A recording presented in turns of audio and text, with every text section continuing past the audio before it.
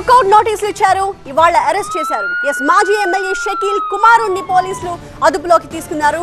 4 నెలల క్రితం సంచలనం రేపిన ర్యాష్ డ్రైవింగ్ కేసులో మాజీ ఎమ్మెల్యే షకీల్ కొడుకు అరెస్ట్ అయ్యాడు.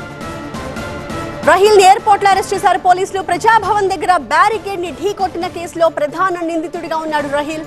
అతని కోసం ఇప్పటికే పోలీసులు లుకౌట్ నోటీసులు జారీ చేశారు. తాజాగా ఎయిర్పోర్ట్ లో అతన్ని అదుపులోకి తీసుకున్నారు. మరింత సమాచారం ప్రతినిధి జ్యోతి అందిస్తారు. జ్యోతి,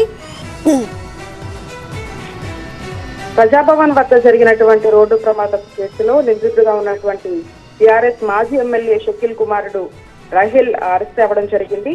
రోడ్డు ప్రమాదానికి కారణమైనటువంటి రహీల్ దుబాయ్ కి పారిపోయాడు. ఆ తర్వాత అతనికి అంతేకాకుండా అతని తండ్రి అయినటువంటి షకీల్ కి సైతం కూడా పోలీసులు లుకౌట్ నోటీసులను జారీ చేయడం జరిగింది. అయితే దుబాయ్ నుంచి హైదరాబాద్ వస్తుండగా పంజాగుట్ట పోలీసులు మాత్రం అతన్ని ఎయిర్పోర్ట్ దగ్గర అదుపులోకి తీసుకున్నట్టుగా తెలుస్తుంది. అతన్ని అరెస్ట్ కూడా చేశారు. అయితే ప్రధానంగా ఇప్పటికీ ఈ కేసుకు సంబంధించి పలువురిని అరెస్ట్ చేసినటువంటి పోలీసులు తాజాగా ఇప్పుడు షకీల్ కొడుకైనటువంటి రాహుల్ ని సైతం కూడా అరెస్ట్ చేయడం జరిగింది. ఇన్సిడెంట్ జరిగిన వెంటనే అతను కారు డ్రైవర్ తో సహాయంతో పాటుగా తండ్రి సూచనల మేరకు కొంతమంది దీనికి సంబంధించి అంటే దుబాయ్ కి తీసుకెళ్లేటటువంటి ఏర్పాట్లన్నీ కూడా చేశారు. ఆ తర్వాత ఇక్కడ నుంచి ఇన్సిడెంట్ జరిగిన వెంటనే అతను దుబాయ్ కి పారిపోవడం జరిగింది. ఇదే కేసుకు సంబంధించి అటు సంచలనంగా మారింది. అంతేకాకుండా పంజాగుట్ట పిఎస్ సైతం కూడా ఈ కేసుకు సంబంధించి బదిలీ అయినట్టుగా చెప్పుకోవచ్చు. ఈ కేసులో అప్పుడు సిఐ కూడా సస్పెండ్ అయినట్టుగా కూడా వార్తలు వచ్చినటువంటి నేపథ్యంలో ఆ తర్వాత పూర్తి స్థాయిలో కూడా షకీల్ కొడుకుకు సంబంధించి